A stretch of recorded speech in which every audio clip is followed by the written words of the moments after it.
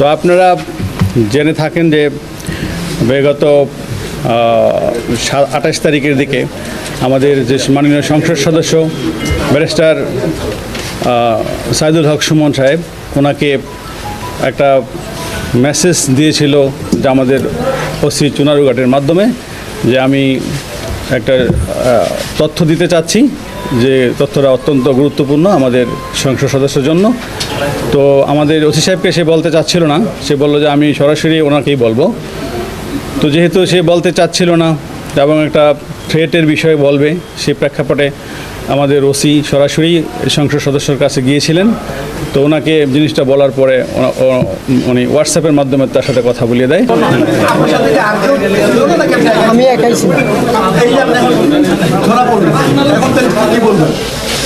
আমি তো একাই ছিলাম, জাস্ট এটা সত্যটা যেটা সত্য এটাই। আমি তো আর অন্য কাউকে আন্তাজি দোষারোপ করতে পারি না। মানে তুমি কি শুধু টাকার জন্য এই কাজটা? জি, আমি এই টাকার জন্য এই কাজটা করি। বুঝতে পারছেন এবার? তো আমাদের মাননীয় সংসদ সদস্য ওনার পরিচয় জানতে চায়, বাট সে পরিচয় বলেনি, পরিচয় দিতেও চায়নি। তো আমরা যেটা প্রাথমিক ইনভেস্টিগেশনে যেটা পেয়েছি, সে মূলত আসলে গেমলার, অনলাইন গেমলার ছিল এবং গেম খেলে, প্লাস সে হলো বিদেশে টাকা পাঠানো, বিদেশে লোক পাঠানোর নামে প্রতারণা করে টাকা আদায় করে মানুষের কাছ থেকে, লোক পাঠাতে পারে না। এবং সে কিন্তু ব্যক্তিগত জীবনে 2 বিয়ে করেছে। তো তার মূলত টার্গেট ছিল যে সে সবসময় ডার্ক ওয়েবসাইটে গিয়ে একটি লিঙ্ক পায়, সেটা হলো হিটম্যান ওয়েব যে লিঙ্ক, সেই লিঙ্কে সে একটা গল্প দেখে। সেই গল্পতে ছিল যে এক ইন্ডিয়ান এক বড় ব্যবসায়ী ছিল, সেই এক প্রতারক ওই ব্যবসায়ীকে বলেছিল যে আপনার একটি গুরুত্বপূর্ণ তথ্য আছে, যে আপনাকে মারার জন্য কিছু লোক রেডি আছে, তো আপনি যদি আমাকে কিছু টাকা পয়সা দেন তাহলে আমি সেই তথ্যগুলো বলে দিব। তো সেই ব্যবসায়ী তাকে সেই প্রেক্ষাপটে মানে কৌতূহলবশত কারা আমাকে হত্যা করতে চায় সেই তথ্য জানার জন্য তাকে কিছু রুপি দেয়। তো সেই প্রায় 2-3 লক্ষ রুপি দেয়। দেওয়ার পরে তখন সে তো প্রতারক, তখন ওই ব্যক্তি কী করে, সে আবার তার মোবাইল থেকে সে চলে আসে, মানে অফলাইনে চলে আসে এবং তার সব কিছু বন্ধ করে দেয়। তো সেও সেই গল্পের ছলেই মনে করেছিল যে আমিও দেখি কিছু টাকা পয়সা এইভাবে ইনকাম করতে পারি কিনা। তো সে তো দেখতে পাচ্ছে যে বিভিন্ন মিডিয়াতে বা বিভিন্ন সময় তার বিভিন্ন থ্রেটের কথা সে জানতে পেরেছে। সে মনে করতে ছিল যে আমিও হয়তো এরকম একটি কাজ করলে কিছু টাকা পয়সা ইনকাম করতে পারবো।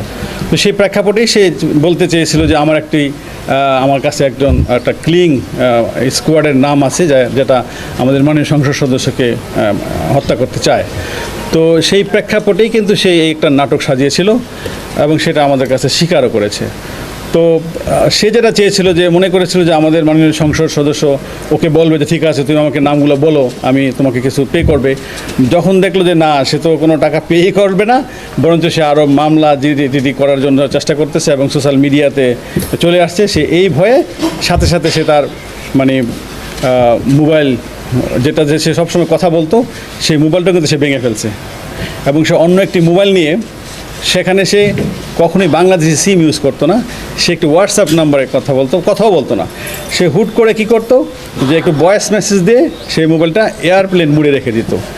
তো তাকে আমরা যখনই আমাদের ওসি মাননীয় সংসদ সদস্যকে তথ্যটি দিয়েছিল, সে কিন্তু সাথে সাথে জিডি করেছিল এবং আমরা সেই জিডির প্রেক্ষাপটেই কিন্তু ওই দিন রাতেই আমরা তার যে ফ্রেন্ড ছিল তাকে অ্যারেস্ট করে ফেলি।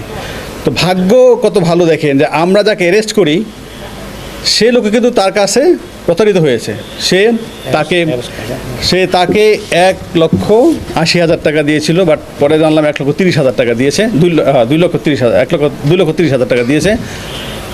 বাট সে যখন তার কাছে টাকাটা নেয় ওই ব্যক্তির কাছ থেকে, তো ওই ব্যক্তি তাকে বিশ্বাস করতে পারতেছিল না। তো বললো আমি আপনাকে কীভাবে টাকা দিব, আপনি যদি না পাঠান বিদেশ। তখন সে বিরক্ত হয়ে তার যে পার্সোনাল পাসপোর্ট, সে পাসপোর্ট দিয়ে বলছে ঠিক আছে আপনার মতো পাসপোর্টটাই রাখেন, কারণ তার টাকার প্রয়োজন ছিল প্রচুর। সে পাসপোর্ট দিয়ে তার কাছে টাকাটা নিয়ে নেয়। তো আমরা তাকে যে তার বন্ধু, তাকে মূলত তাকে ধরার জন্যই।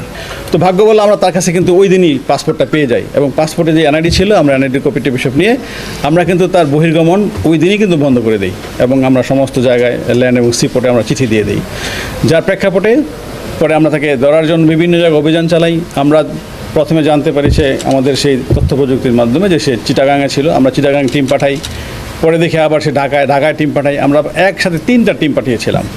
তো সে এতই চালাক যে সে একবার হোয়াটসঅ্যাপে ভয়েস দেওয়ার পরে আর তাকে খুঁজে পাওয়া যায় না। এক এক সময় তাকে এক এক জায়গায় দেখি। পরে তার মোবাইলে আমরা কিছু বিকাশ করি। বিকাশ করার পরও সে তো অনলাইন গেমলার ছিল। সেই গেমলার তার একটা অ্যাকাউন্ট ছিল। সে কী করতো, ওই যে টাকাটা আমরা পাঠাতাম সে ওই অ্যাকাউন্টসে যোগ করে ফেলতো এবং অনলাইনে যে অটোমেটিক্যালি তার কাছ থেকে বিভিন্ন জায়গায় বিকাশের মাধ্যমে তার অ্যাকাউন্টসে টাকাটা আউট হতো। তো তাকে ট্রেসিং করা অনেক টাফ ছিল। তো যাই হোক, আমরা আমাদের সিটিটিসির সহায়তা নেই এবং সিটিটিসির সহায়তায় আমরা তাকে সর্বশেষ আমরা সিলেট মেট্রোপলিটন এলাকা থেকে গ্রেপ্তার করতে সক্ষম হই। তো এই ছিল আমাদের আভিযানিক ফলাফল।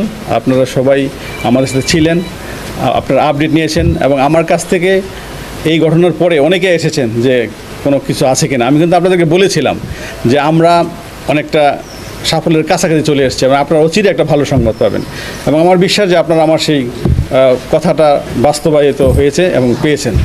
তো সিলেট মেট্রোপলিটন এলাকা থেকে গতকাল গ্রেফতার করা হয়েছে। সময়টা রাতের।